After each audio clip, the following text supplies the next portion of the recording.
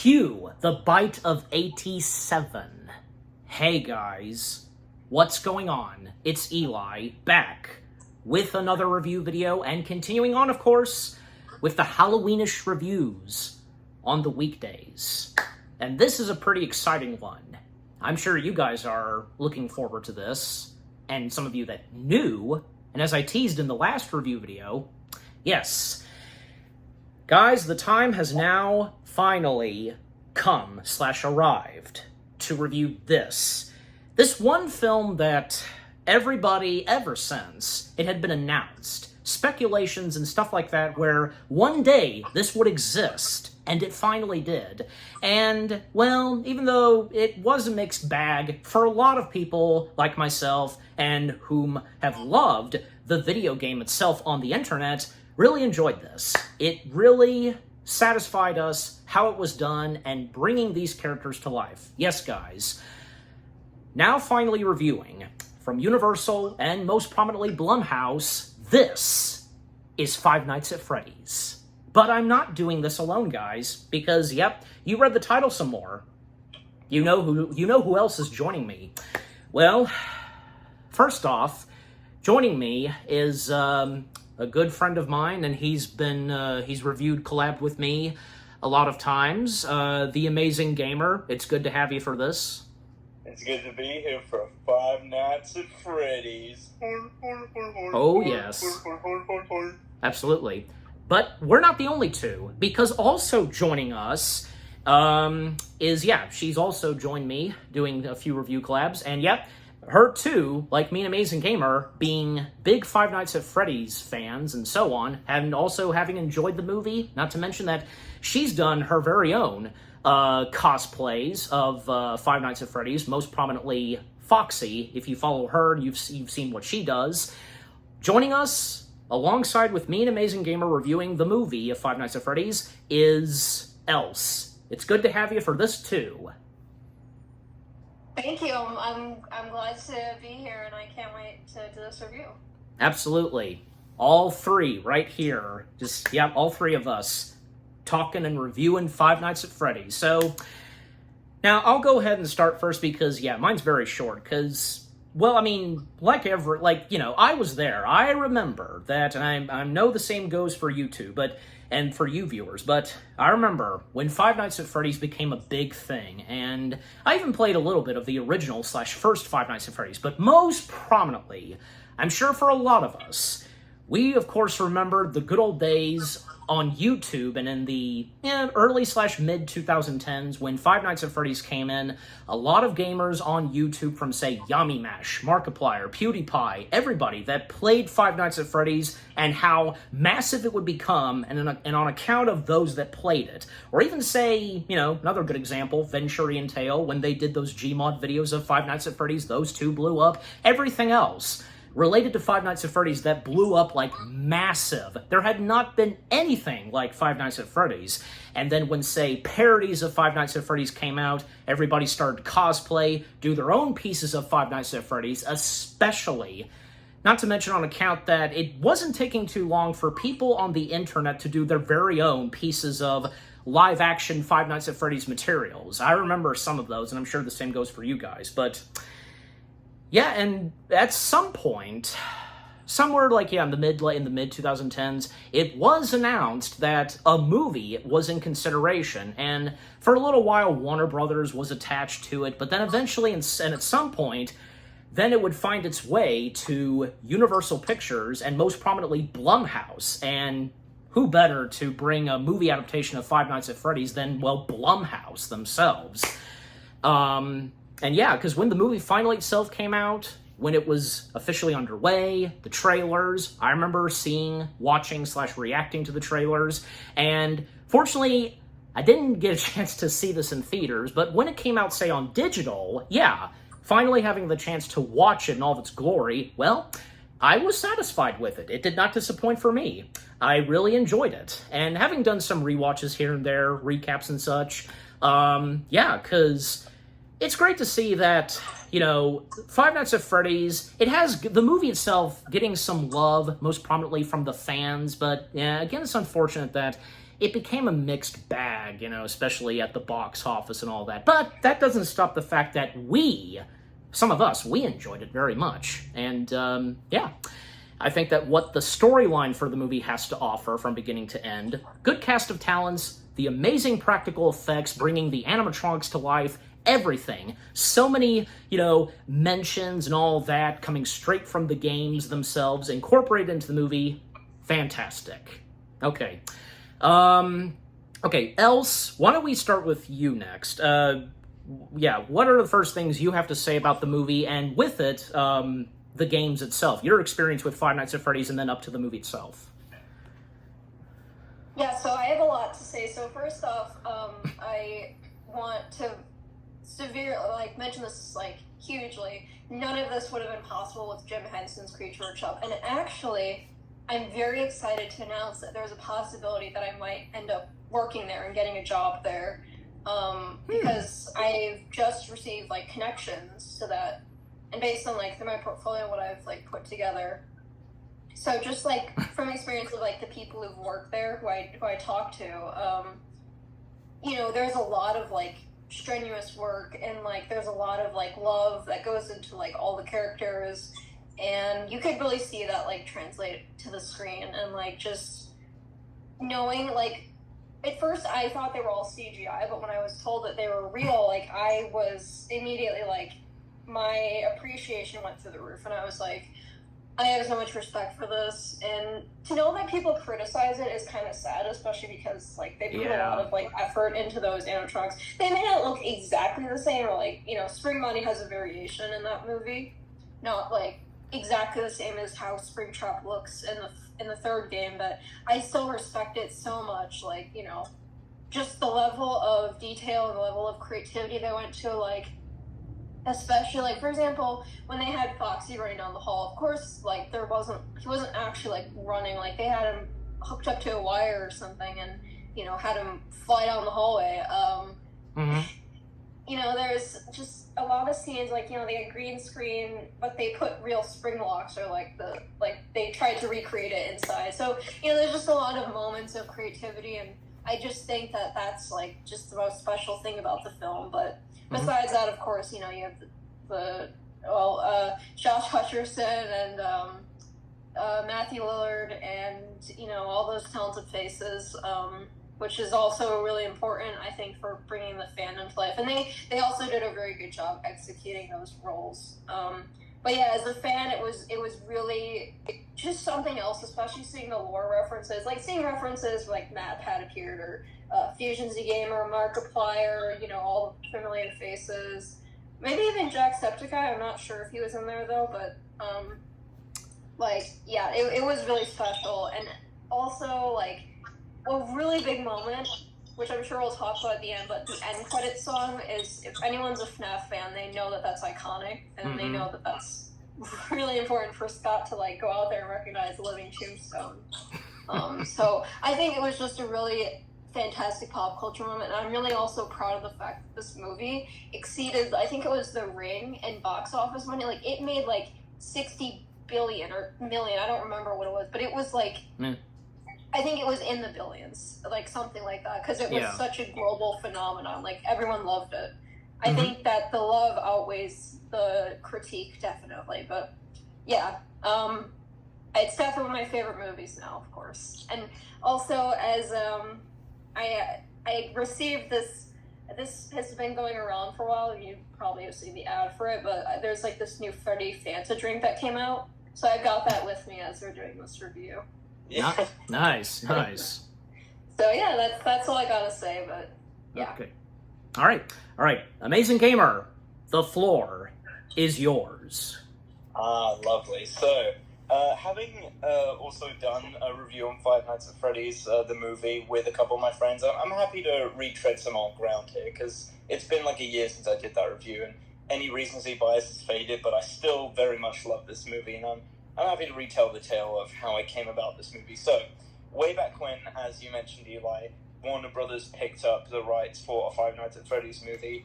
Right then and there, my two brothers and I decided, when this movie comes out, we're making a pact right now. We're going to go and see it together for the first time in theaters.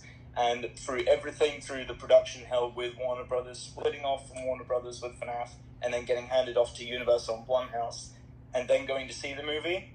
It was the weekend of Comic-Con in 2023, and the day after Comic-Con, me and my brothers, we kept to that pack, and we saw the movie together, completely spoiler-free. Outside of Matt Pat appearing in the movie, because his video released a day early, we saw that, and we were like, spoiler. But that's a minor spoiler, so it's fine. I love the movie, absolutely. Still, like, I realize, yes, it's got a couple of issues, but, like, in terms of everything that could have happened to the movie, this was the best FNAF movie we could have gotten, especially with all of the scrap scripts that Scott mentioned in, like, interviews and stuff. And he did say, like, if we were going with those old scripts, we'd be 3 movies in and they would all be terrible. So I have major respect to Scott for being able to, you know, really buckle down and just write a movie about Five Nights at Freddy's and keep it tied to the first game as well. Yeah, absolutely. So, and like Else mentioned as well, the movie did amazing at the box office despite its criticisms. It was against a $25 million budget, and from what I heard, made over $300 million back at the box office, which I think, just maybe, might be a success. Yeah, that sounds right. Yeah, I'm very interesting, because, like, am I to assume that probably when it first came to Warner Brothers, like, Scott could not get on terms with Warner Brothers and settle on an agreement? Yes, they did have very particular demands. We're not sure what those demands were, but all we know is that Scott was not very happy with them, so he deviated from them. Well, that's Warner Brothers for you sometimes, but, and yeah, I mean, that part I didn't know, because, the whole thing of the different scripts, and obviously, since Five Nights at Freddy's is Scott's baby, you know, he of course wants to make sure that this is, the movie and being made is handled well to his liking and such, and knows that it's in good care. So, and eventually, because when it would make its way to Universal and Blumhouse, yeah, obviously Scott realized that, yeah, this is all good now, they're treating it very well, as I would hope they would. Yeah. All right, so that's the first things that all 3 of us have had to say. Okay, now, as always for me, read the description / the story. A troubled security guard begins working at Freddy Fazbear's Pizzeria. While spending his first night on the job, he realizes the late shift at Freddy's won't be so easy to make it through. Okay, now with that out of the way, here we go. Let's dive in / break down the film itself. And by all means, because you two can talk a lot in this, you know, take some of the leads, but all right, anyways. The opening to this movie. Okay. What do we have to say about, like, what are the first things we have to say about the start of this film? Who wants to go first?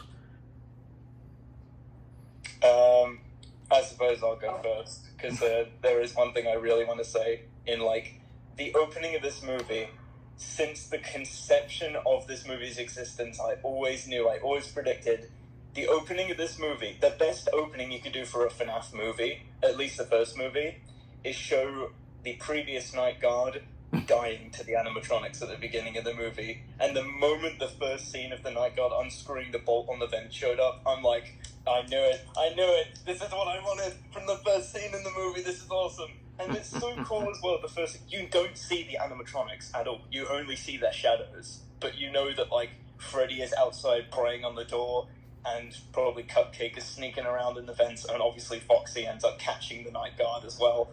It's just such an ominous thing, because it's like, it's so much scarier to see them in shadows, because our minds make them more terrifying than they turn out to be. It's such a chilling opening scene. Yeah, and then when it comes to the security guard then being captured, and when he's, you know, all tied up and such, you know, to that chair, and thus animatronic head with buzzsaws just gonna, like, mess him up, literally. This, you know, that's a heck of a way for this movie to start off. And that poor innocent security guard. Okay, and what say you, Else? Do you have anything to say about the opening to this movie? Are we going to talk about the 8-bit thing, or are we looking over Yes, that? I think we should, yes. Yeah, might as well. Might as well talk about the 8-bit thing. I think that, I mean, if you haven't played the games, you wouldn't understand the 8-bit part. But if you have and you know, it was like it's like the equivalent of when you are at the end of a puzzle and you put in the last piece. That's what it felt like. It was like so satisfying to see that. Oh yeah, absolutely. Ever since the second game, the 8-bit mini games, like either death mini games or bonus secret mini games, have been a staple of the franchise, and to see that on the big screen is just so rewarding as a longtime fan. It like sends chills down your spine. It's like what? Yeah. Like that's crazy. Yeah, it's like, yeah, this is a FNAF movie, bro.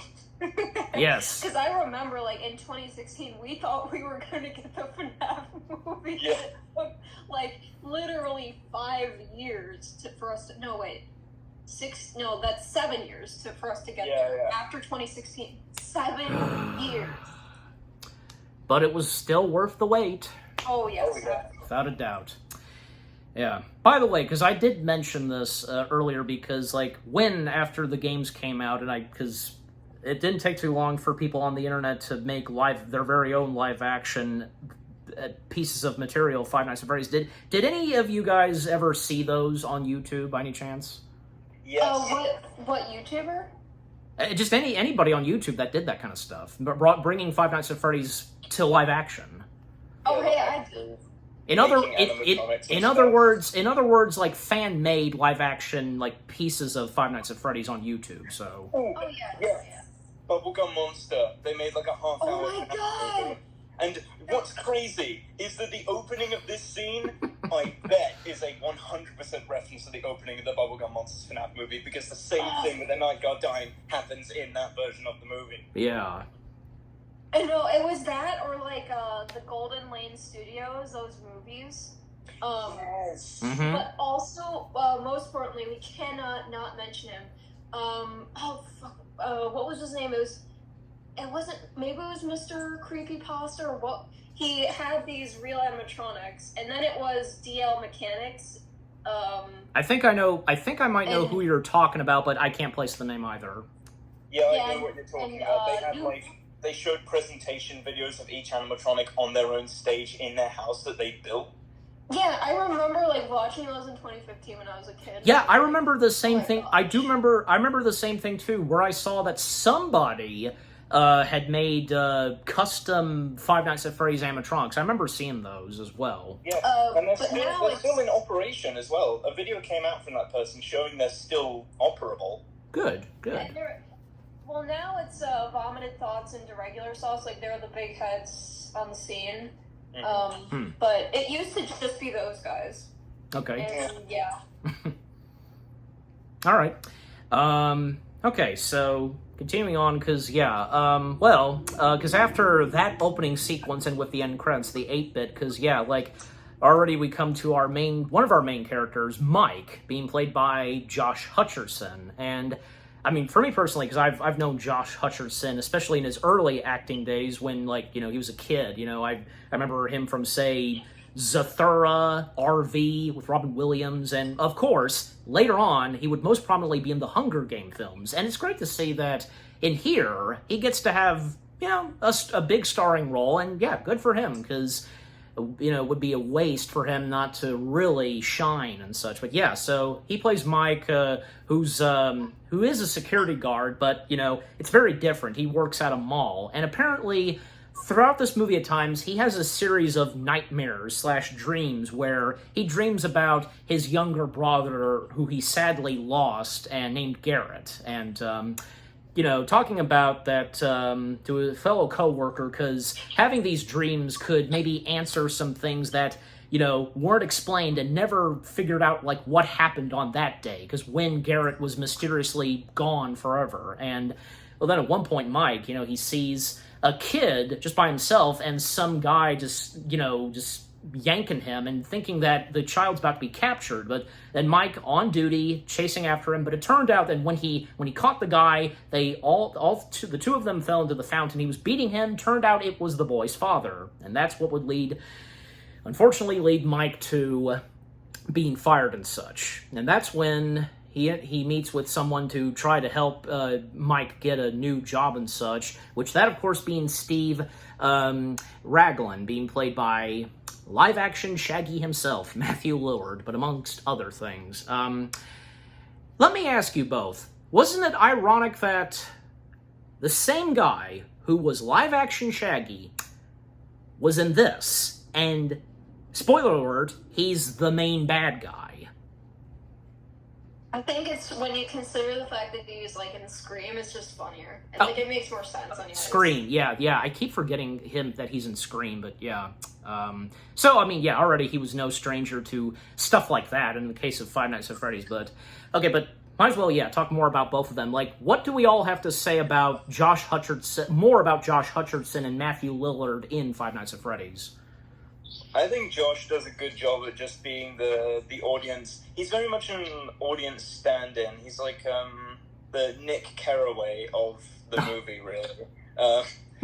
So yeah, he's very much a stand-in for the audience, specifically the general audience who like are so new to this for the first time. Because I feel like a general person who doesn't know what FNAF is would have the same reactions Mike would have. He'd be very nonchalant. They'd be like, yeah, okay, night job at Freddy's or whatever.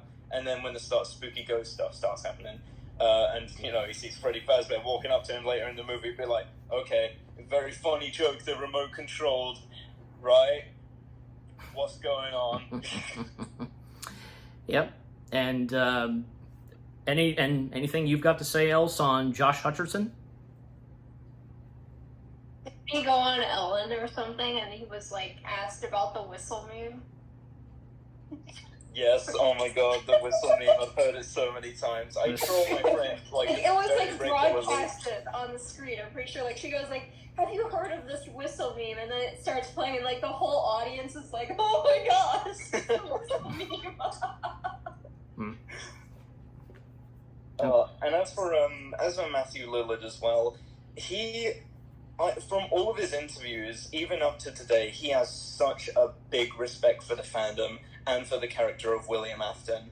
And it's like, as soon as he read the script, he's like, yeah, I only have a couple lines in this movie, but when he learned the background of the lore, he was like, I'm all over it. This is so interesting, this character, because he very much haunts the narrative, and Matthew does such a good job with the few scenes that he has in this movie. Even before it's revealed that he is Afton, when he's giving Mike the job and he sends him to Freddy's and hangs up the phone, he just puts his hands together and smiles to himself before we go back to Mike. It's like, this is a monster who just enjoys what he does, and I love it.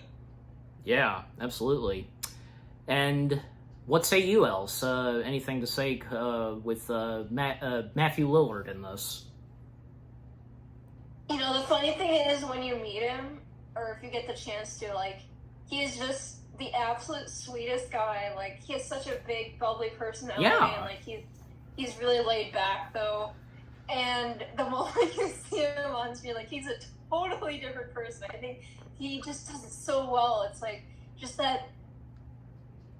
It's that cool but calculated look in his eyes. That he does it. He delivers it with gusto. Mm-hmm. Yeah, absolutely. Okay. So back on point because, well, again, when he's trying to help Mike with a job and such, and even stutters, can't finish Mike's last name. Well, he mentions to Mike about one security job that maybe Mike could consider taking, and that being at this closed pizzeria and such that hasn't been operative and to nobody, for years. And Mike, he doesn't want to take it. At first, he doesn't want to take it because because that would mean he'd have to do the night shift and such, and he can't do that because on account of his little sister, having to be there with his little sister to, of course, be there with her. But, even when he turns it down, he is handed a card, and, if he changes his mind on it. And yeah, because, to go ahead and mention her, because Mike's little sister, Abby, played by young Piper Rubio. Yeah, that's right. Yeah, for me, because because I didn't say my part on Josh and Matthew, because, because again, technically I did, but still.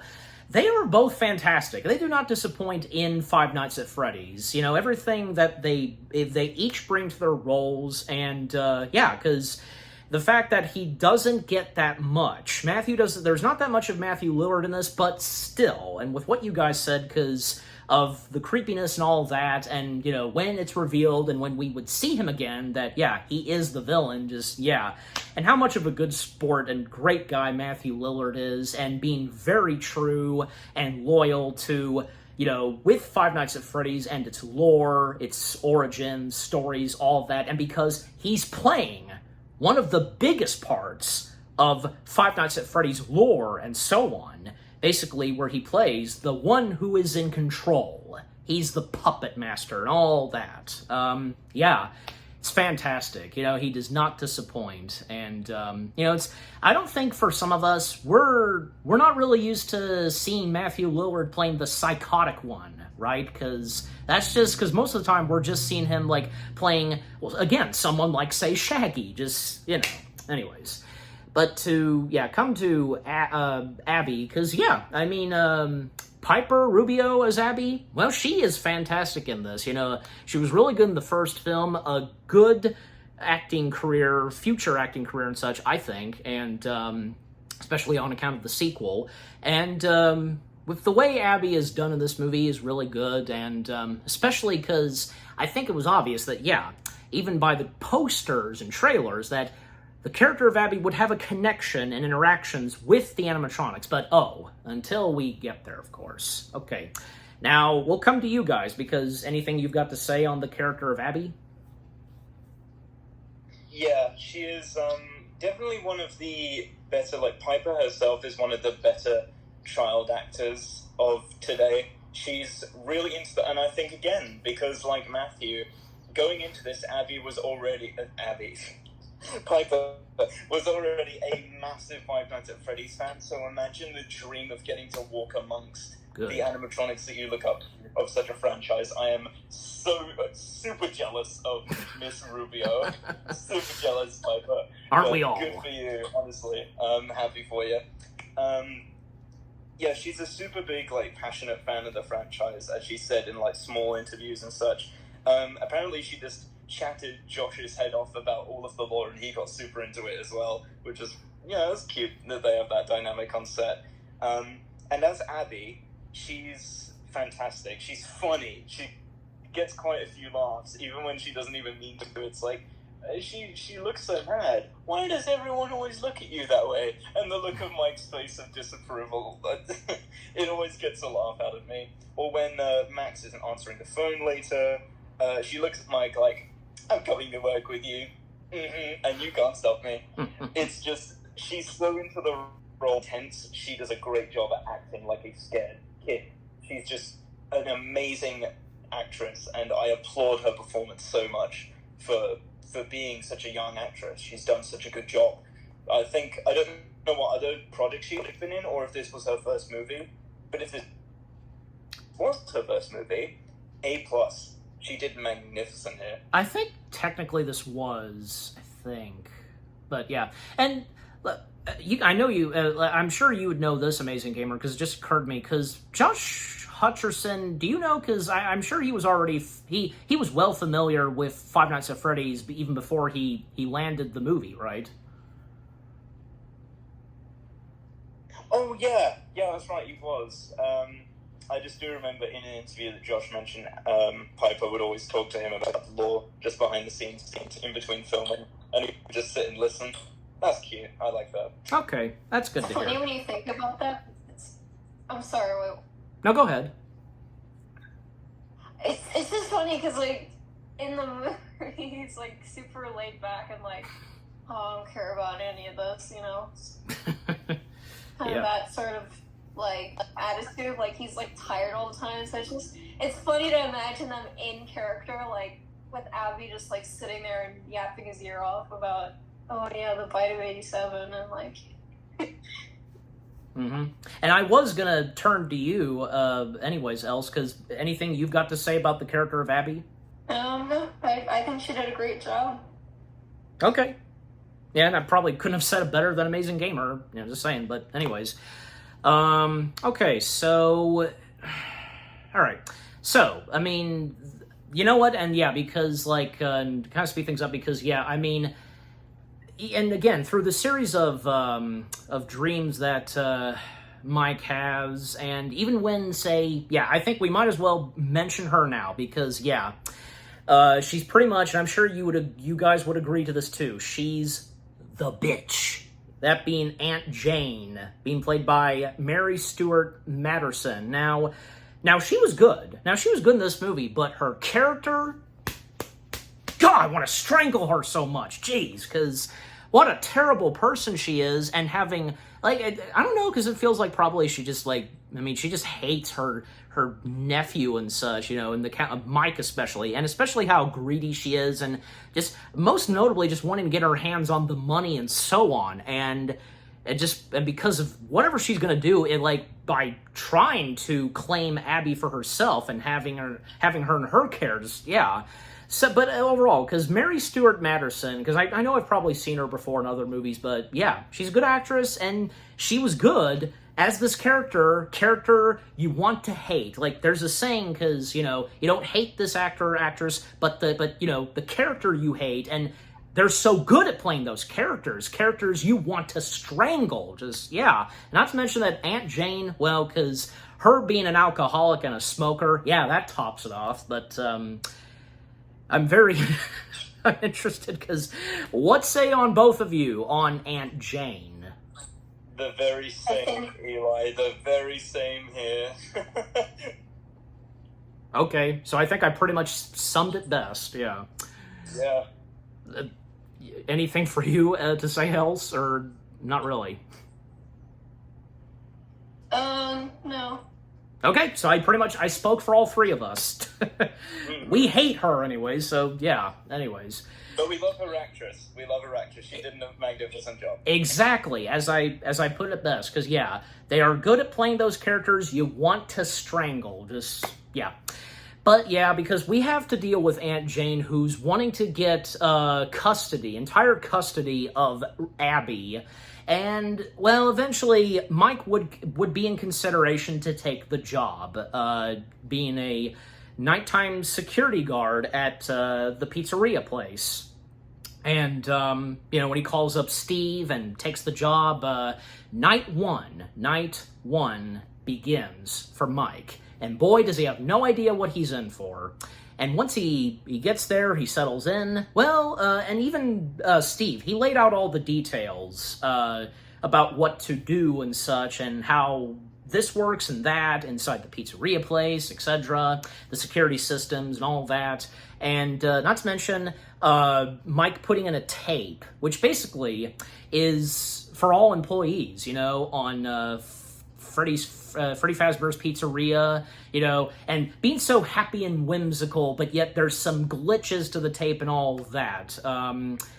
I think it was obvious that something like that was bound to happen in the movie, where we would get, like, some demo or something, you know, to, you know, welcome to Freddy Fazbear's Pizzeria, all that, and just, yeah. Do you both have anything to say about when Mike is watching that VHS tape? Yeah, I think also it was interesting, I don't think you mentioned this, but when he puts in the tape, he actually freezes for a moment because he realizes that the tape has his name on it. I don't know if our friend Steve did that, but we can assume so, based on he's the only one who knows that Mike will work there. But I think it was literally like a throwback to the 80s. I loved it. Or the 90s or whatever. Yeah, like 80s yeah. and 90s, yeah, in between. Do you have anything, what say you, Amazing Gamer? Adding on to El's point as well, is that the reason Mike's name was on the face that he made when he recognized Mike and thought, oh, wait a minute, oh, you're him, you're related to him. Okay, better get rid of you ASAP. And I think he specifically deliberately removed the part where it shows the animatronics on tape. therefore he has no idea what kind of threat he's in for. So when he meets Freddy and the gang, it's already too late. But as we see, things don't exactly pan out that way for Steve, and he has to, yeah, well, we'll get there later. Yep, we're getting We'll get there. to that later. We will. But, yeah, I think that was definitely a deliberate move on Steve's part. Mm-hmm. Yeah, because, I mean, to put it this, because day one, well, night one, I should say, for Mike, it doesn't go that bad as, you know, obviously the audience, for us, the audience, were expecting and such. And it seems to go pretty well, you know, for Mike, even though, like, at one point, because, you know, he's still having those, nightmares and such, and, yeah, because we might as well talk about that as well, because what say you guys on the series of nightmares / dreams that Mike has? And obviously, because it's building up to the whole thing of his lost young brother Garrett. What say you guys? I think it's a great way to flesh out his character, because obviously Mike in the games, he's the protagonist you play as, a silent guy that's just doing the night shift. He doesn't really have a character. Nothing that's explained within gameplay, just more so through lore bits and way later in the series. So to give the movie version of Mike this sort of original B-plot is really good. Or the sort of like personal arc of him having to like go through the mystery of what happened to his brother long ago. And through the aid, or rather haunting, of the spirits of Freddy's, he's able to find out, but in probably the worst way possible, that it's too late for his brother and that there is no saving him. He can't go back. He can only know the truth and have to live with it. But the way he finds out is in rather an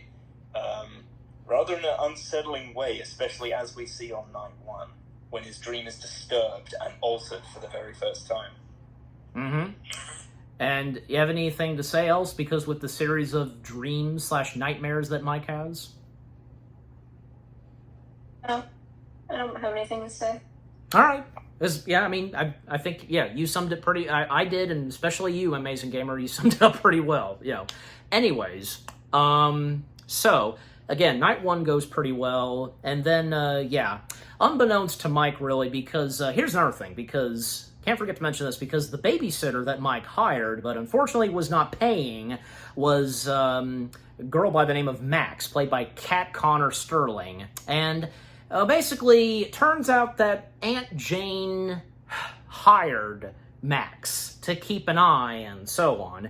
Not to mention that Max's brother gets involved in this, Jeff, played by David Lind, and there's a few others that join in with what Aunt Jane hires all of them to do, because we have Hank, played by Kristen Stokes, and Carl, played by Joseph Poliquin. Yeah, so they meet at this, they're all at this cafe, and also this one guy whom is alongside with Aunt Jane, a guy by the name of Doug, played by Michael P. Sullivan. And so they all get together and just talking about what to do next. And in order for Aunt Jane to win and to get custody of Abby, of course. And of course, this is where we get Matt Pat's cameo. Yep, game theory and such. We've already talked about his cameo before, but still, I mean, do you guys have anything else to say on Matt Pat's cameo?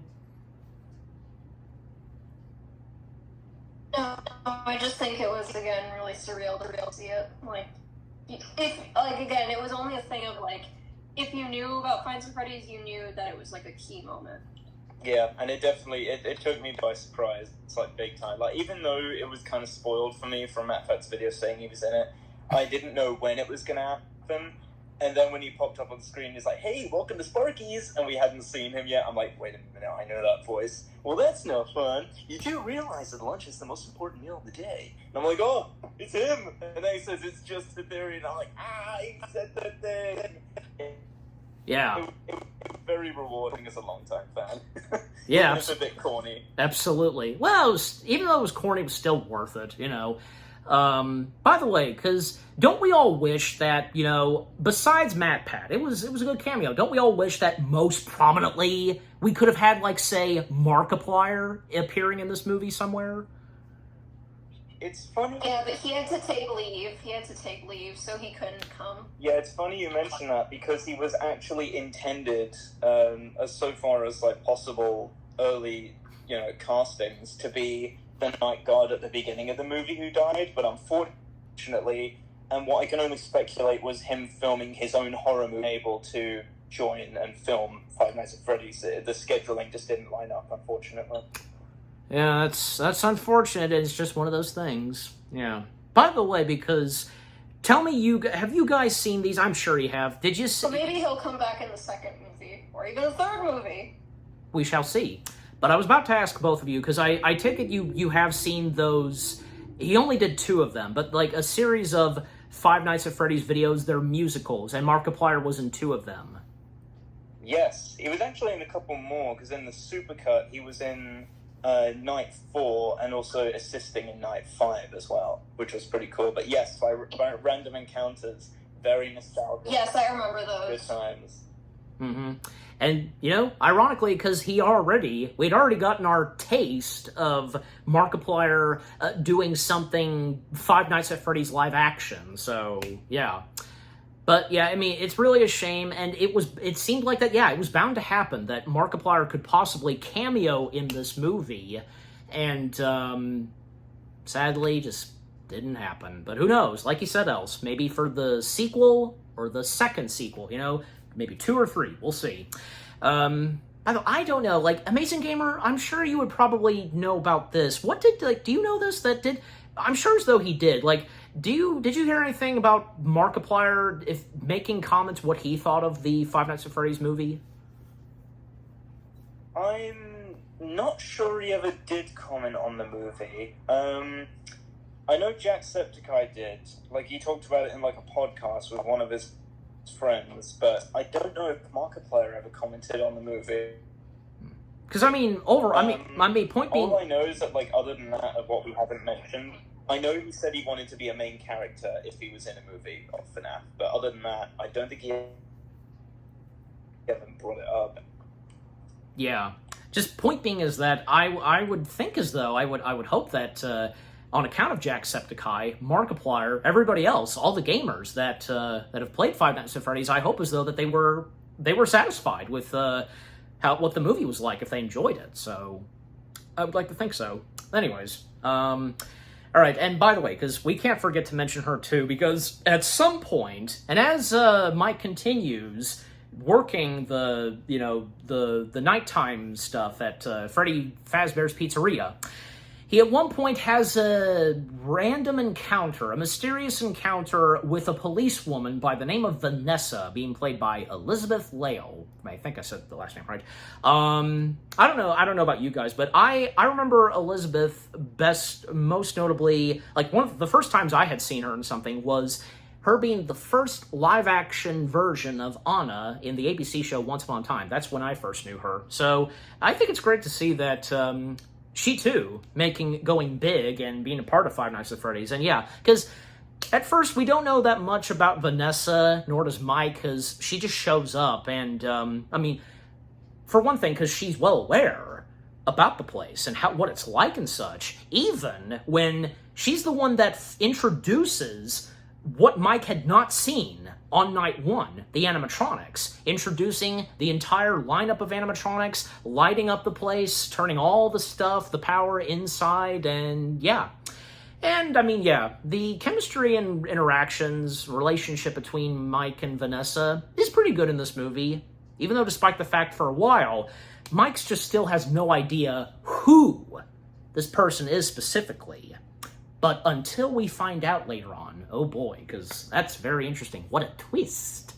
So what say you guys on the character of Vanessa? I think she did an excellent job, like, just portraying, like, Vanessa. I mean, we already know, like, and, like, so when we heard Vanessa, I'm sure, okay, alarm bells ringing in our head, ding, ding, ding, ding, ding, something's going on here. Yep. We got a Vanessa, as the movie will later reveal, it's not like the games where she's just a follower of William Afton, but we'll find out later what her relationship is, but she's not a follower of William Afton. which is interesting. Nope. So I thought I'd say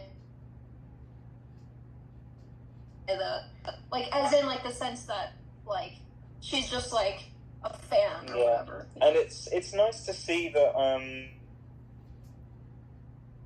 final version that we got, Vanessa as a character was unfortunately really shafted to the back burner, along with, like, her counterpart Vanny as well. She really didn't get much to do, but when we heard she was getting, like, a big role in the movie, I was, like, kind of excited, because I'm like, okay, so this is, like, a good opportunity for them to sort of, like, rehash the Vanessa character. She wasn't Security Breach, so I'm like, okay, so they're kind of, like, rebooting her character here. Alright, let's see what they got to offer. And I think, this is my personal opinion and hot take, Okay. I think what they've done with Vanessa in the movies, though it's criticized of her being a walking Wikipedia, at least they did more with her in the movie than they did in the game. So far, that is. Only so far. We have yet to see her again in the game since Security Breach. But I like that in the movies, she's kind of trying to let Mike off easy by sort of, I don't know, creeping him out by telling him about, like, oh, night guards don't last long here. Have you driven yourself mad yet? Have you met them yet? Maybe because, like, she's learned things about him, which we'll find out later, and she's trying to let him off easy and possibly save him, because she knows the dangers of the place. So, yeah. I like that. That's good writing right there. Yeah, and that's the thing, because there's a lot that she knows. Like you said, Amazing Gamer, she's a walking Wikipedia, but in a good way and on account of the movie, because a lot of things that, not all of it, a lot of things that she shares with Mike, but not entirely. Not yet, at least. And even Mike, because he's getting the sense of feeling that, yeah, something about her just, you know, but at the same time, like, it's like Mike doesn't view her as, like, really something bad or anything, just, yeah. And to be completely honest, I don't know why, I don't remember the character of Vanessa in the games. I'm just saying, because it's been a while, and I haven't really played all of the Five Nights at Freddy's games, but with the exception of watching people play the games, of course, but Vanessa, not that much. But anyways, I'm just simply saying, because, yeah, I'm sorry, but alright, anyways, but back on point. Yeah, that is fair to say, because she was only in one game, and she was only in it for, like, 2 minutes, at best. So that's fair. That's fair. That's all there is? Yeah, that's literally it. There's a little more than that. Like, she has a lot of cutscenes with Gregory and Glamrock Freddy, and she also, like, I mean, you know, there's a lot of cutscenes. Like, she'll take you to the room, or, like, she'll, like, follow you or something. So you do see her. Okay. It's not like she has only 2 minutes of screen time, but yes, you're right. She certainly isn't like a Glamrock cheek. So I would have liked her to be a bigger role, like, because a human character who's like a big role, that would have been awesome in a FNAF game. Mm-hmm. Well, as of now, we've got the movies to thank for, so... Yeah, exactly, yeah. Okay. Alright, but continuing on, back on point, to still speed things up some, because, yeah. Well, let's go ahead and talk about the part where, yeah, because from Max, Jeff, everybody, their attempt at one point, and in the daytime, to try to trash the place, the pizzeria place, and boy, are they in for something, because, yeah, this is where we would see the animatronics in action, and the practical effects of bringing the puppets to life, all that, the animatronics, I should say, and, yeah. And it's interesting that, when you think about it, because most of the time they come to life, they roam around at night, but this time, I mean, yeah, because they're roaming around in the daytime, because on account of the intruders, technically, and well, I think it's obvious that the animatronics, they know what they're in for, like those group of people that came in and such, and yeah, just seeing what they technically get what they deserve and such when they try to trash the place, but when the animatronics are quick in action to take them down, scare the living bejesus out of them, and even say when their lights start to, you know, turn on in a different, like, glowing effect, and even say when the cupcake, we have the cupcake that's attached to Chica, we have the cupcake attacking, and just seeing all the other animatronics attacking them, or even, like, say when there's one moment where Max, you know, follows a child, and that's the thing, because, to go ahead and mention this, because children that roam around in Five Nights at Freddy's, and these group of children that Mike sees in his dreams / nightmares, they are linked / connected. with the animatronics. And because when Max sees one of them, getting Max to follow him, and then when it leads to one part of the building where we see an animatronic, and then she was looking inside of it, well, something grabs her and gobbles her. Her torso is all that's left, pretty much. Yikes. But, yeah, still. They had it coming, all of them. And, even when, say, at one point Mike tried to call up Max, well, there was no response, because, yeah, unbeknownst to him, she was dead. So, alright, but what say you guys on that whole sequence where they break in, they try to trash the place, but the animatronics, they get them first? Whoever's gonna go first. So I think that, first of all, as someone who was born, I cosplayed as Foxy, and I had to wear those electronics that I installed. I don't think you even realize, but when you're in the costume, first of all, you need a handler. You can't see where you're going. This is, from experience, it gets extremely hot, really fast. And yeah, there's also the trouble of, if the electronics fail, which thankfully, for example, when I was at the Comic-Con, they did not fail, which was very good. But the fans did break several points, which was so disastrous. And, you really just got to give it to those actors in the suits. With the exception of Foxy, he was the only one that was actually fully robotic. Which is because literally, his body is too small to fit a human inside. So, but still, you really got to give it to those guys. I know they're not really, thought of as, I guess, actors, because they're more seen as just the animatronics, but they absolutely pulled off a masterful performance. And I don't know if they had a walkie-talkie inside the heads, with someone telling them what to do or something, but the fact that they were able to do that while in those suits, which I know are hot and they're stuffy and it gets hard to see, absolutely masterful. And that it was just absolutely beautiful seeing them come to life for the first time, and just absolutely masterful. And I think going back to what you said about the whole intruder bit, this is actually a reference to the books, which I don't know if either of you are familiar with. I'm very familiar with the books, but not really me. In their home, having a power of that kind of animatronic, they would make sure that it doesn't happen again. Okay.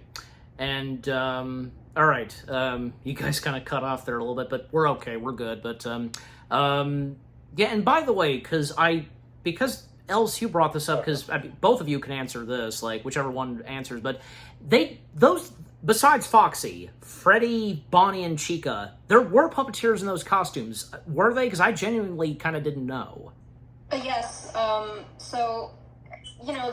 was Chica was played by I don't remember the name of the girl, but I know it was also Freddy and Bonnie, but yeah, Foxy was the only one, and also Golden Freddy was played by someone as well. And I don't know if we get to this part yet, but there's also a fan reference to Sparky, which was not a real animatronic, but one of them, I think it was Max, was put inside Sparky, and everyone was like, oh my gosh, it's... Yeah, that's amazing. Sparky. So not only did they make Golden Freddy, but they also made fan characters, which is also really incredible. Yeah, and that's really neat as well. I can't imagine, because Sparky was the first ever Five Nights at Freddy's hoax character, the first fake edit character that everyone believed was real and was always checking the backstage camera it's real, it's gonna be there. And I can't imagine what the creator of Sparky's thinking now. It's oh my god, my character's in the movie! Yep, probably so. Yeah, good on Universal and Blumhouse for doing that kind of stuff. Yeah, incorporating into the movie. Did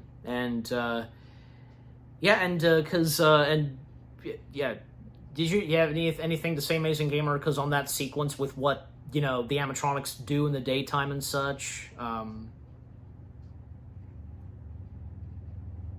I think that was I still think that's my favorite scene in the whole movie.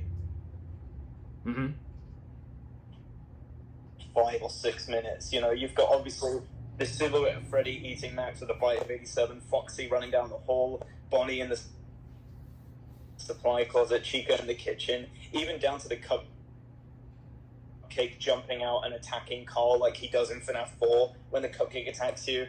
it's just a whole caboodle of references, and it's so much fun. Even the animatronics coming in through the vents and staring at the cameras and such, and it's just, yeah, it's so menacing to see them scowl. Like, after Carl has been attacked and Chica spots Hank, it's like, you're next, buddy, you better start running.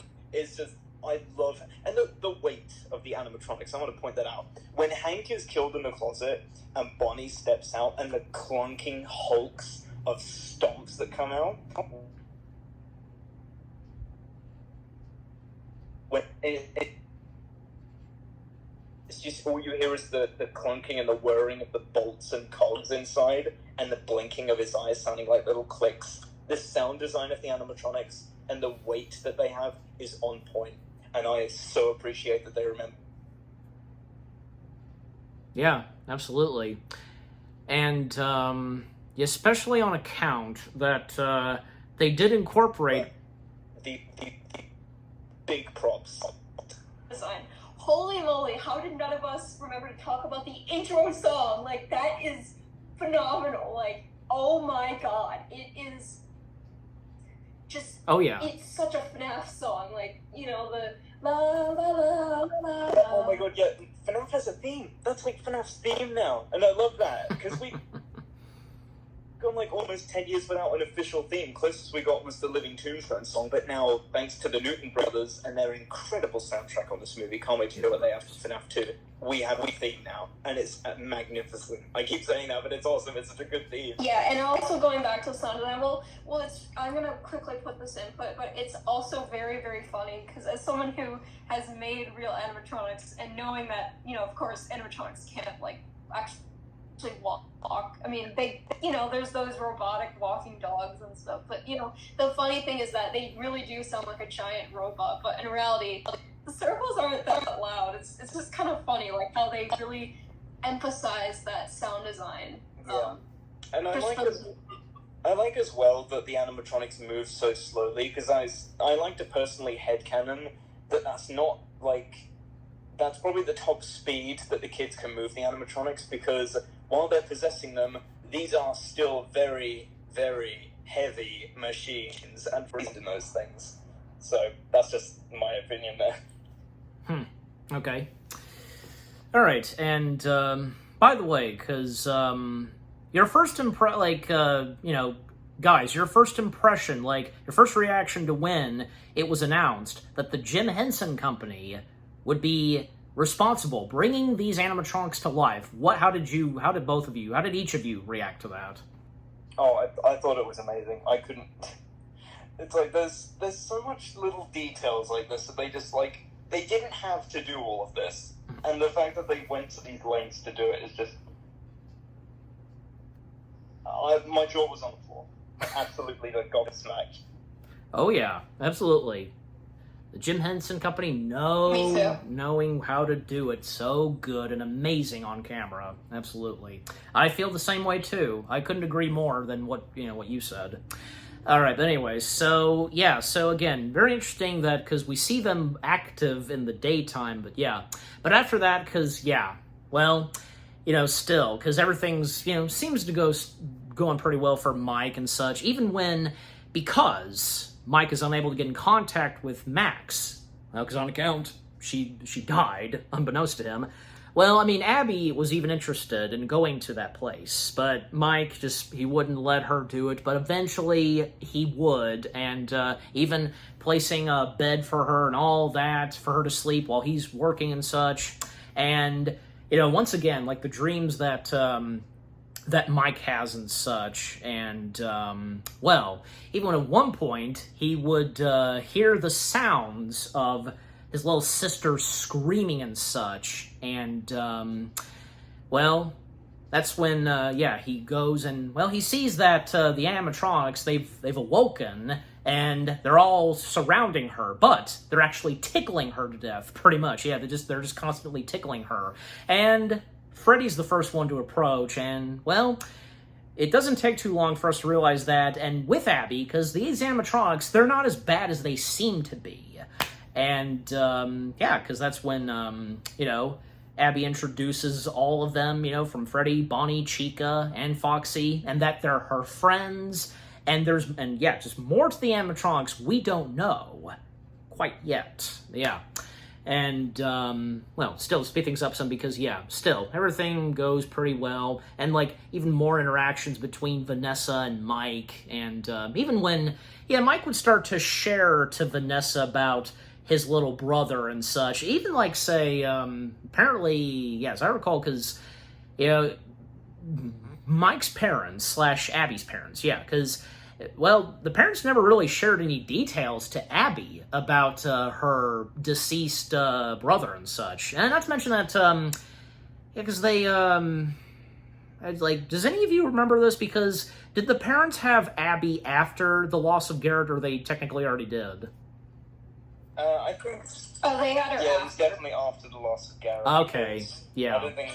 Remember, because the way that you have to think about it is that if Mike was in his, if this was the early 90s and Mike was only 6 years old and Garrett was only 6 years old, and Mike is currently in his 20s or 30s, probably, so Abby wouldn't have been born until the 2000s, so she wasn't around yet. Yeah, and by the time their parents had died, Abby would have been really young. She probably would have been a toddler when they passed away. Yeah. Did the movie because I can't remember this. You guys can help with this. Did the movie... Now, I would know, of course, but I can't remember. Did the movie establish what happened, how the parents died? No, I think it's just mentioned that they just died, when Abby was younger. And that they never mentioned to Abby about the whole Garrett situation. Yeah. If anything... Losing a child, I can't blame them for dying, Yeah. In my opinion, if I can take a guess, if anything, maybe both parents, they might have died in an accident. Now, that'd be a good possibility. But, who knows? Even if the sequel mentions it, we don't know. And if they ever will, if it is necessary. Anyways. Okay, and, any, who wants to take it from here? Because anything to say on what happens with, overall, with Night 3? I suppose I could take the reign here, I suppose. So go ahead. I think, so it's... Okay, so Mike and Abby go back to the building, and this time Vanessa is actually there waiting for them. And of course the animatronics are happy to see Abby again, much to Vanessa's sort of slight concern. Being I guess you figured it out. Yeah, thanks for the heads up of not telling me that the robots were possessed. So that confirms Vanessa did indeed know about the animatronics and their possessed souls the whole time. And, it's not too bad because everything seems to go fine. The animatronics and Mike and Abby and Vanessa sort of build a fort together and everything's going smooth, nothing's going wrong, nothing's creepy yet. Until, of course, Mike goes into the back room and is foreshadowed by Vanessa when they're collecting party supplies for a roof for the fort about this thing called a spring lock suit, which are very unstable. As a surprise told them will help us later. Mm-hmm. And it's here that Vanessa and Mike have sort of an argument, be well, what if Abby fell in here? Or what if she fell in that suit? It's well, why'd you bring her then? Well, I think Abby could probably communicate what happened to Garrett through the animatronic's ghost. And Vanessa immediately tells Mike that he needs to drop the act immediately. And Mike is not having any of it, and then she sort of lashes out saying, let it go. And they continue to argue until Abby has an accident with Bonnie's guitar, and it sparks out on her, and she is, knocked out for a short time, and she has to get taken home early, and Mike has to clock out early. And then she threatens, Vanessa then threatens to literally shoot Mike if, Abby is brought back here, because she's getting a little too cozy with the animatronics, and she's getting nervous. And Mike seriously doesn't know what her deal is. He doesn't understand. So he basically, with no choice, no babysitter, he has to take Abby back home and has to call up Aunt Jane to look after Abby when he goes back. Wait. Hang on. Can I interject? Oh, yeah. You guys By all skipped the means. whole part. By all means. So first off, I want to say that I think especially there's a detail that most people would not know they might know by now, but especially if you're familiar with the games, you would know. Oh. But notice how the animatronics never respond kindly to like adults. They only respond kindly to children, and that is because they themselves are children. But the second thing is that actually, before all this happened, the reason why Vanessa even knows about Mike's like dreams and things is because she found that the place was trashed, and she knocked on the door, and she showed him his sleeping pills and said, "What the hell are these?"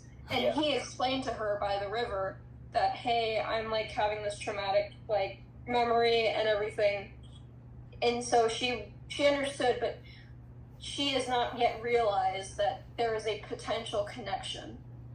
I just wanted to say that. Right. Yeah. No, it's a good... Like, this is, you mentioned your favorite part was when the animatronics like absolutely mauled the people who trashed the place. My favorite part is when they're sitting under the fort and looking up at the sky. Yes. Yeah, that is a sweet scene. See, that's a scene that I don't mind. I know a lot of people were quick to criticize the fort scene, but I think what those people don't realize is that these are still kids. Exactly. Yeah. And no, it's a good thing you did step in, Els, for good reason. So yeah, you make a very good point. Yeah, 100%. And the point of the animatronics not responding nicely to adults but nice to kids is demonstrated when Mike meets them alive for the first time with Abby. And they're more than happy to play with Abby, but then as soon as they see Mike, Freddy is ready to literally jump him to death.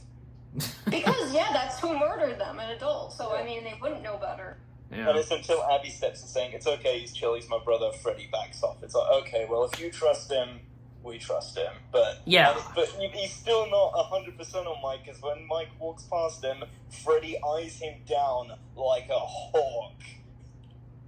Yeah, basically, like, it's like, I still have some issues with you. Yeah. It's like, I don't know what your deal is here at our house, but you don't vandalize anything and we'll be cool, okay? No, it's not even that. The reason why Freddy is, like, suspicious of him, like, he eyes him, is because he thinks that he's going to murder Abby, probably, and so they're protecting her. Yeah, because obviously there's some trauma back there of, like, a bad adult man who killed them. They just don't know who it is. But until Abby says he's her brother, then, it's all patched up, so now they know. Anyways, so like you said, and thanks for the help, Amazing Gamer, taking the lead on that, because well, after all that, and this is the part of the movie where, things go downhill, and especially when it comes to Mike giving up Abby for their aunt, and boy, because this really puts a damper on, the brother and sister relationship towards, well, Mike and Abby. And, the drawings that Abby drew and hung up in her room, pinned and such to the room, because then she starts to scrape, the drawings she made of her brother being in them and such. Now she hates her brother for what he's done and such. And, it's unfortunate. However, and still speak things up some because, like, another dream that Mike would have, well, this time because, once again seeing the children and still trying to figure out what exactly happened with his young brother Garrett. How, like, just whom, took Garrett in the car and such, and who was at the wheel, that's the thing. And Mike would discover that the animatronics, they basically want Abby for themselves, and in other words, they want Abby to be like them. And when we find out that the children, who were some other batch of children that were captured the same way as Garrett, well, and when we find out, of course, that the children are those animatronics, and again, as I said, where they want to have Abby become one of them, be one of us, uwagaba. And then, because, Mike, because so much going through him, and especially because, like, when he goes through medication stuff and all that, and on account of the dreams/nightmares, and finally it just strikes him that, you're not getting my sister! You leave her alone! And all that. Meanwhile, coming to Abby, and while, the bitch aunt herself, Aunt Jan, is sitting there watching TV, well, this is where Golden Freddy steps in, and I think it's obvious what's about to happen, because we hear a thud, Abby hearing this, and she sees not Freddy, it's Golden Freddy, because, yeah, she thinks it's Freddy, but it's not. And one of the children whom is there, and offering Abby to come back to the pizzeria place, and when noticing Aunt Jane there, on the floor, well, because that pretty much Aunt Jane was killed, and nothing really to say, just, yep, good riddance to her. Anyways, do I have anything else to say on Golden Freddy, as well as, sayonara, Aunt Jane? Yeah, exactly. I will say that to do that, it'd be like, I bet off screen Abby and they say, have you been giving out Freddy serum medicine? Boom! Okay.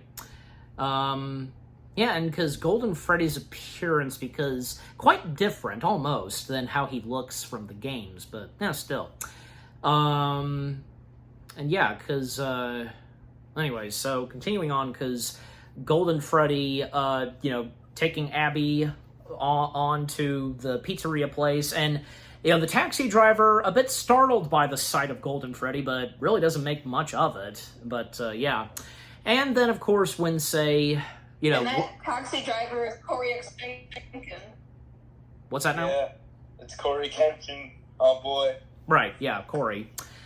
Okay, so yeah, we are getting up near to the climax, and, because, with Abby and alongside with Golden Freddy making their way to the pizzeria place, and Mike just, and then when he once again meets with Vanessa and such, and because, Mike just determined to know, in fact, because, because when he was almost attacked at the pizzeria place, but, Vanessa was the one that saved him, from Foxy, and this is where, Vanessa would then tell more to Mike about who she really is and so on. And it turns out that she isn't linked with whom is responsible for running Freddy Fazbear's Pizzerias, and also on account of the children missing.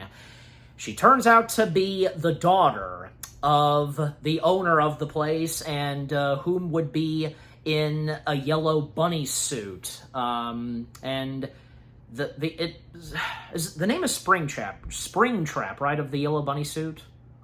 Yeah. Right. Well, it's technically Spring Bonnie. Yeah, it would originally be Spring Bonnie, and then after what we see in the climax and what happens to the villain, only later after would it become Springtrap, because the trap on the spring locks are sprung, as we will find out.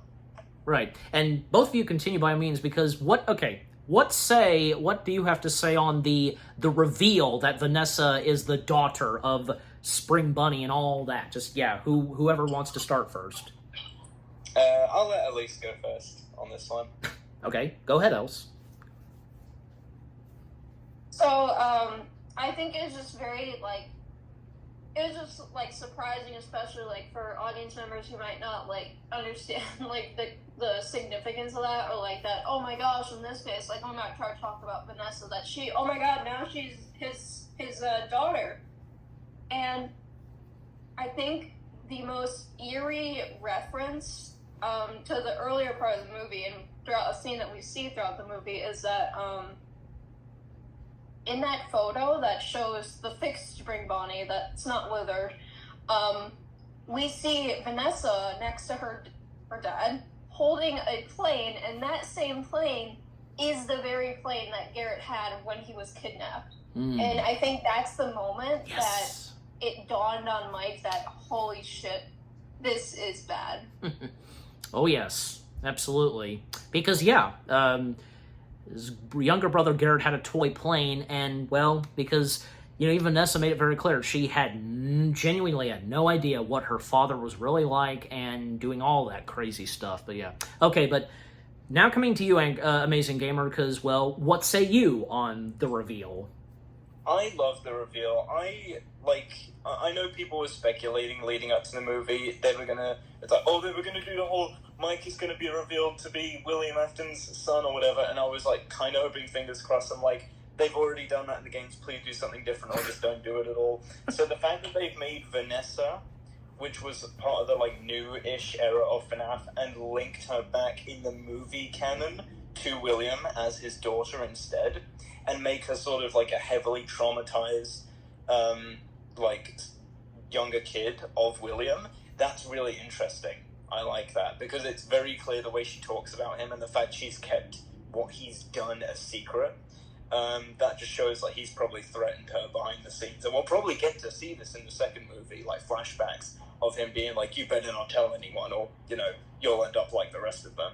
He probably wasn't that good of a father to her because Mike even says he really messed you up, didn't he? And she has no response other than a look of fear on her face. So that's a really good like sort of character arc there for Vanessa that she has to overcome in the climax. So that was a great reveal. I love that difference in the family after Curry. It's great, and it's good for Vanessa's character too. Yeah, and the look on when she has no response and the fear and look on her face, I think that pretty much sums it up. That was messed up and such. Yeah. Anyways, but yeah, so up to the climax, and when this happens, then well, Abby is almost about to meet her doom and such with, like, the animatronics and all that. Well, because luckily, in the nick of time, because, Mike trying to save the day, and save his sister. But, of course, when, Spring Bunny steps in, which, after all throughout this movie, we see him again. We see, this time, his real name, William Afton, which being, of course, Matthew Lillard, in costume and such, and plans to kill Mike, and still gonna have his little sister be a part of the rest of the animatronics and such. But, even when, say, like, Abby, she's trying to get away from the animatronics, and at one point, hiding in the ball pit, and even at one point, because Mike, and with a little bit of help of Vanessa, because using water to electrocute, in fact, she lended this to Mike, electrocution stick from the police force, using it, and when the water spilled, then electrocuting the floor with the water, and it seems that it does take care of, Freddy, Bonnie, and Chica, but Foxy is still roaming around, and when even at one point Foxy would discover Abby in the ball pit, well, luckily, Vanessa steps in to help and save Abby. And, just the confrontation, between William, his daughter, even when, Vanessa, she has him at gunpoint. She'll stop at nothing to protect Abby, most prominently. And just, obviously, because in the case of Vanessa, just being ashamed of being the daughter of William Afton, with no doubt. And even William, he gives no shit, because he just, because at one point, he does stab his own daughter. So, he doesn't care of doing that to his own flesh and blood. And even Mike, because we most of the time have this in horror movies where someone's limping, and in the case we do, Mike is limping, especially at one point he was attacked by the Cupcake, and managed to defeat the Cupcake with that taser. And as for the animatronics, well, and on account of Cupcake, they all come back to life under the control of William Afton, that is. Because William, who's in control of the animatronics, unstoppable, all of it unstoppable, and Vanessa being very wounded and such, and Mike's really the only one that can try to save the day. But that is until Abby steps in, and whomever wants to take this part about what Abby does, she basically becomes the hero. I'll let Els take this one again, and also before you want to mention the Silver Eyes reference with the Abby and Foxy arcade scene as well. Yes, sure. And another thing, so first off, before I get into that, I want to say, kind of rewinding back a bit, Spring Bonnie's entrance was absolutely, amazing, but the one funny detail that I'm not sure if you guys know is that Matthew actually couldn't see out of the suit, so he was just blindly walking around, which I thought was really funny. I don't know why they couldn't, make eye holes or something. Yeah. Just, below, in the crevice of the eyes. I know they also glowed, so maybe he was, literally, blinded inside there. So, I don't know. It's just funny to me. Again, vision is important in costumes, but that's a nitpick. Overall, he did an amazing performance, especially with, but you are finished. You know, the knife, like, pole or something. Yeah, but yeah, the Scream reference with the yeah. knife pole.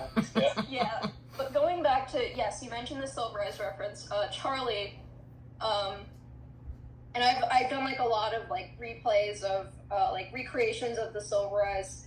Also, as I'm sure you can tell in my profile picture, like, I've played her in all the recreations I've done. But basically, there's, like, this scene where, like, she hides from Foxy, like, behind the arcade machine. That's, like, the first, well, if you've read the graphic novel, that's, like, the first scene that is shown, like, in the first book. But, Yeah. like, it's totally, like, a straight reference. But, yeah, if you want to go ahead and finish, because I know I just did the talking. If you want to tell us what Abby did. Yeah, okay. Okay, take it away. Yeah, following this, and this is set up earlier in the movie, which we can mention quickly. Yeah. There is a drawing that is focused on, like, literally before the opening credits start, of the yellow rabbit holding the hands of the 5 kids who were killed and currently possess the animatronics, and of course the yellow rabbit is representative of William Afton. However, Mike says, and he sees that drawing and says, remembers what Vanessa says about the yellow rabbit controlling them, William controlling the kids and the animatronics, what they think from that drawing at the centerpiece of the wall. It's like, the drawings. The yellow rabbit hurt your friends, Abby. Show them what he actually did to them. So Abby switches out the drawing of the yellow rabbit, no longer holding the hands of the kids, but having in the middle of killed them and smiling maniacally as the kids die painfully. And the animatronics, or ergo the kids, see that drawing, and then they remember, and it's like, it was you who did this. And yes. They all turn on William Afton. Absolutely, yeah. Now the animatronics have turned against the puppeteer, pretty much, the master, and now they realize the truth. They've been blindsided because of William Afton. Now they turn to him, and they basically, have him be electrocuted and such, which also would lead to where the entire building, Freddy Fazbear's Pizzeria, would crumble and collapse on top. And, of course, Mike, Abby, and Mike carrying Vanessa out of there would all leave, and, the entirety of Freddy Fazbear's being destroyed, and, well, that also means that the animatronics, they basically sacrificed themselves, and, well, in the end, they become the heroes, defeating whom was under control of them. It's like, best example, it's like, we've seen this in a bunch of other films, like, well, I can most prominently think of, say, how Darth Vader, turned against Palpatine. He became a hero in the end and such, defeating the evilest of the Sith Lords, and, a few others I can think of, but that being a good example. But anyways, so, the nightmares are over. Supposedly, William Afton is defeated. However, he did mention that I always come back. He did mention that. So that means that, well, he's not going to die anytime soon, because managing to find a way to survive. Yep. And then the aftermath of this, well, because life for Mike and his little sister seems to be better than ever.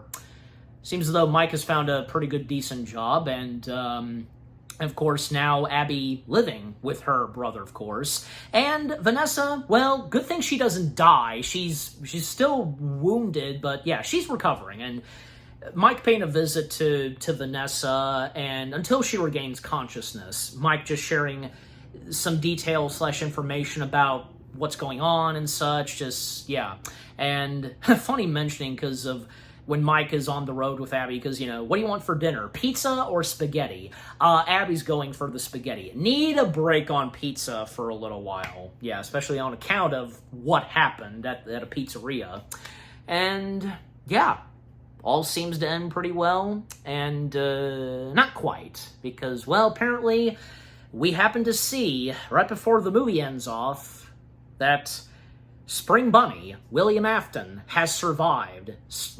Kind of. Yeah, he's starting to, regain consciousness. However, one of the children, looking at him and closing the door on him. And boom, that's how the movie ends. But not yet, because we, of course, have to talk about the end credits scene. Why don't you guys take it from here? You can talk about the end credits scene. No, this is is a very important, pivotal scene, ladies and gentlemen, for this is one of the biggest drops in the movie. For the cab driver, Corey, is in the taxi, and he gets jump scared by Balloon Boy. And that's it, I am done talking. That is the craziest thing in the movie, because that happens throughout the movie. This little Balloon Boy figure keeps jump scaring Mike throughout the movie, and I just think that's funny, just to see Balloon Boy just in a little ugly figurine just scaring him throughout the film. And then it just happens in the post-credit scene, like, oh, is it the puppet? No, it's just a little Balloon Boy figure, just a little joke. It's like, yeah, that's fine, okay. Mm-hmm. Anything for you else to say on Balloon Boy? I don't think he's the most hated character. I think that might actually go to the puppet, but I'd say he's pretty up there, and that was a deserving place to put him, like in this little ugly action figure. But anyhow, so again, going back to the Living Tombstone, so for context, my sister was actually the first person I watched this with. Her and I grew up with Five Nights at Freddy's, and she thinks she's so special. She thinks she's the one who introduced it to me, but it was really my classmates back in like 2015. But anyways, so she was like, she wanted to tell me everything that was going on in the film, and so she kind of spoiled it. And she was like, "Oh my god, Ellie, at the end there's gonna be this living tombstone revealed." And I'm like, "Oh no way!" And so when we get to that part, like it's like, whoa, like, oh my gosh, like the living tombstone, they're in here, like that's insane. Yeah, my brothers and I were the same when we went to see the movie in the theater. Mm-hmm. Because when, like, the credits started rolling and Living Tombstone played, we all held each other's arms like, oh, it's a Living Tombstone! Oh my god! Nice. Yeah, and, just what a great way for that movie to end off, and no doubt, of course, that by the sequel, we'll probably get more of Balloon Boy, but we'll have to wait and see.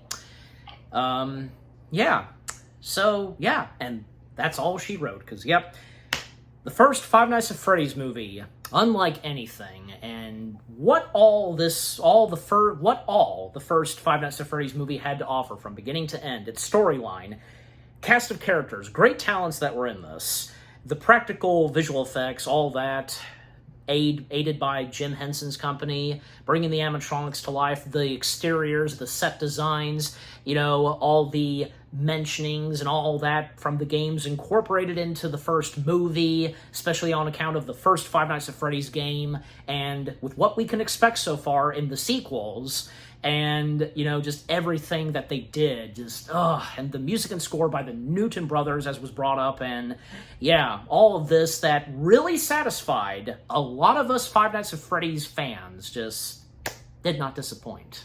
For me, because I really enjoyed this, no disappointment, it's definitely worth it. All right, final thoughts / words from you guys. Who wants to start? You go ahead. I don't have anything else to say. Oh, okay, fair enough.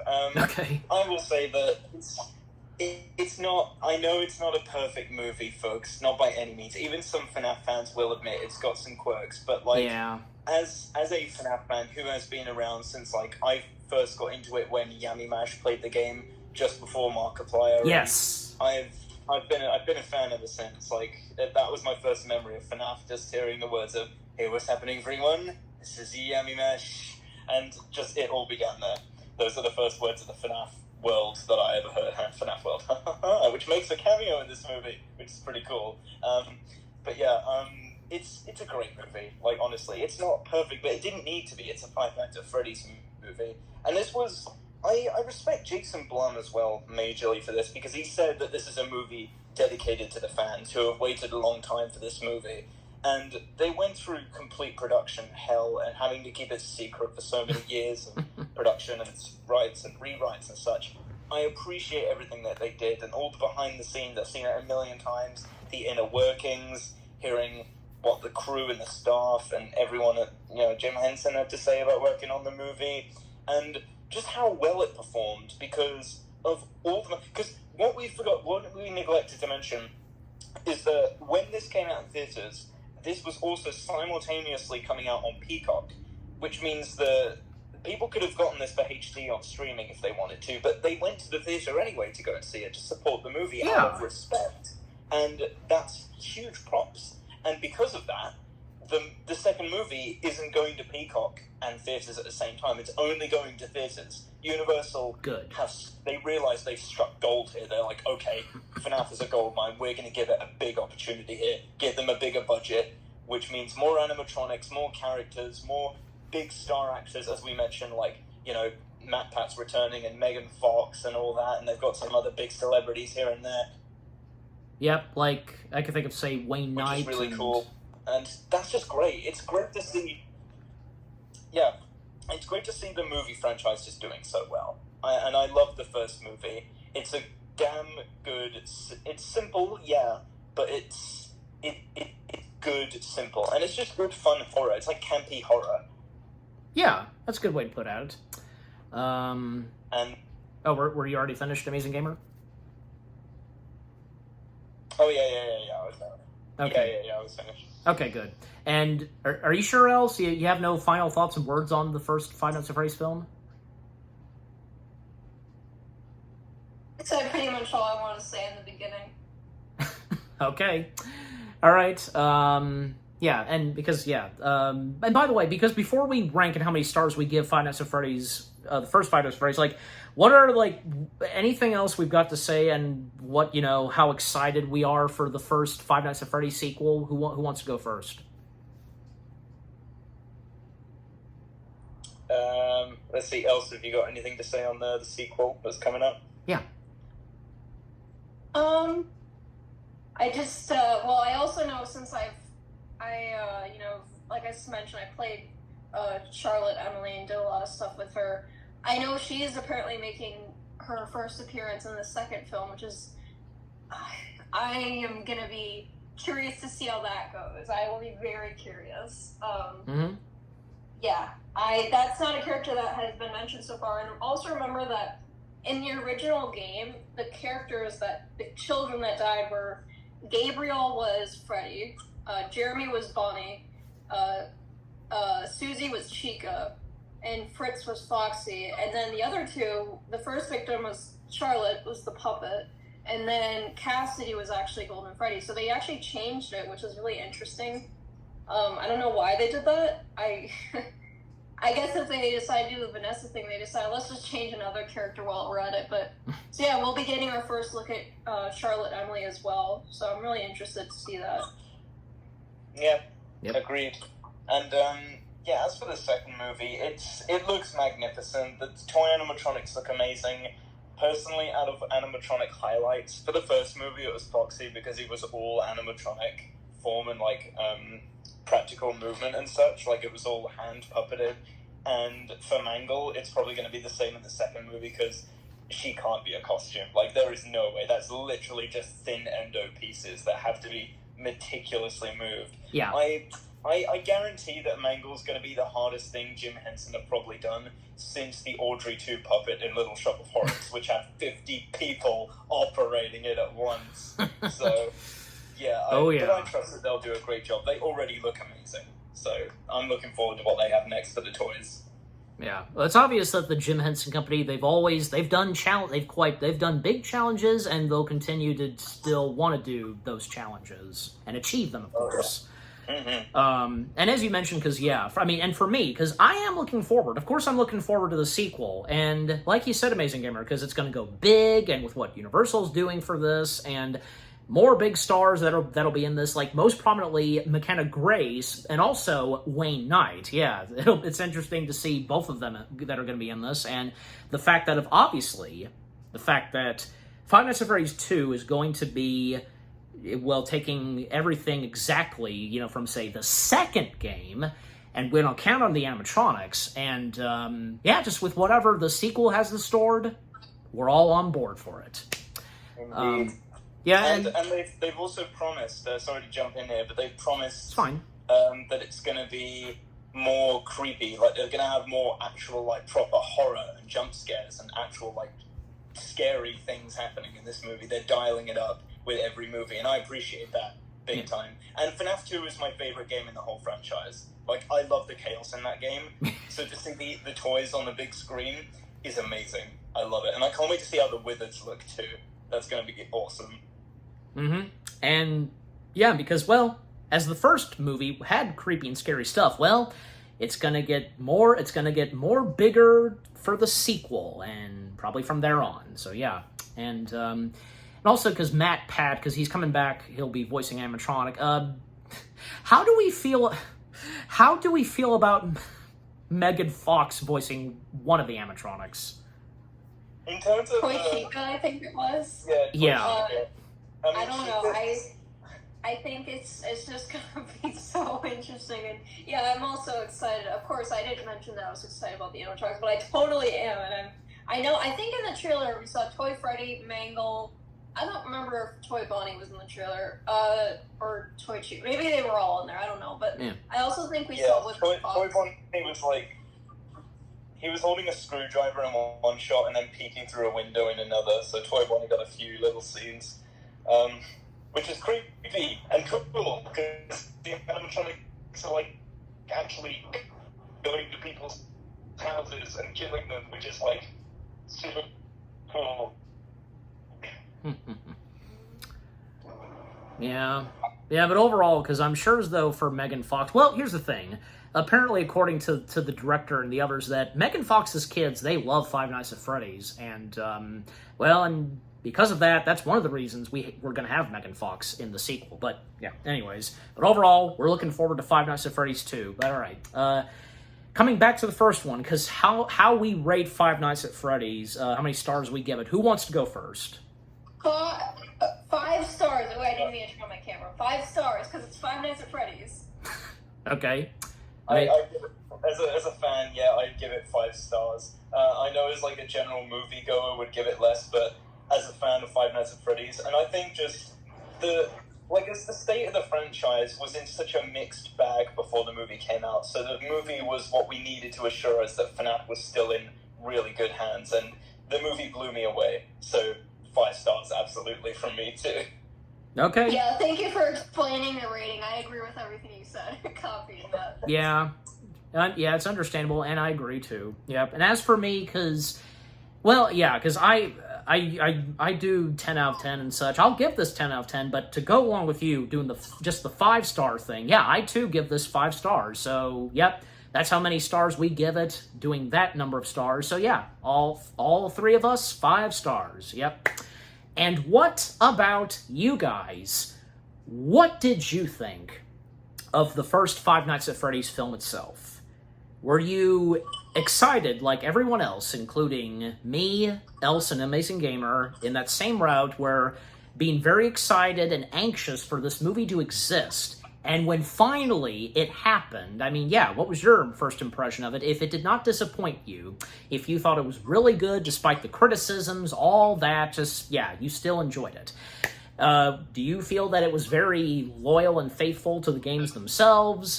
Favorite parts of the movie and the references, a few cameos here and there, the acting, unexpected and surprising moments? Did you get a few jump scares? Were you amazed by the practical effects and bringing the animatronics to life? Just, yeah, favorite lines, all that, just, yeah. And if you're looking forward to the sequel as well, just, yeah. But, and, you know, obviously you guys have played the games before, and which has been your favorite of the video games? Yeah, and obviously there's a lot of you that have played the games before, obviously, when the movies happened. So, yeah, but overall, what do you think of the first Five Nights at Freddy's film itself, with what all we've had to say, me, Amazing Gamer, and Else, our review, and yeah, what did you think of our review? Leave comments and give this review video a like, as always.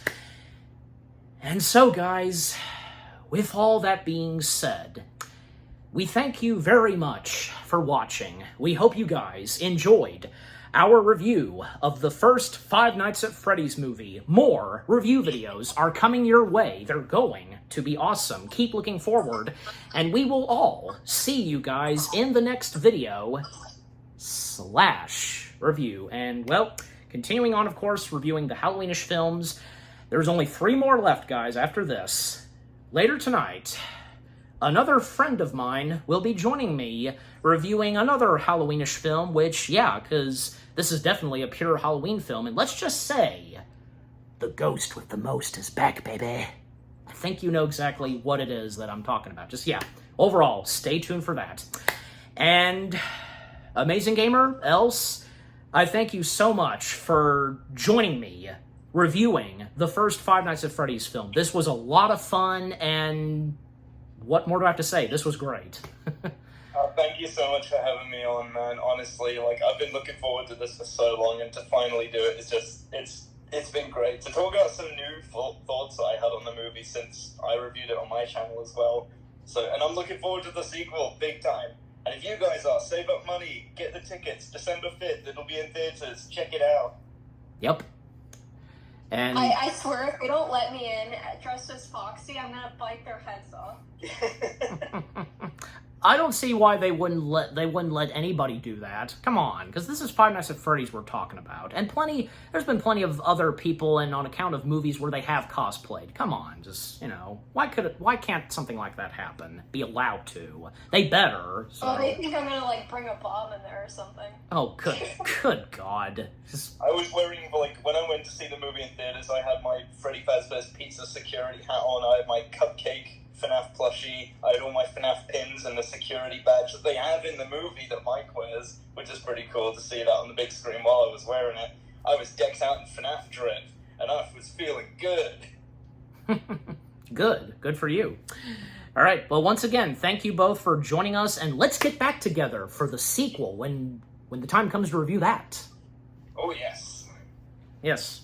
Oh, yes. Yeah. Yes. So, again, thank you, Amazing Gamer, and thank you, Else. And any last words from both of you? Say goodbye. Thank you all very much for watching. Thank you.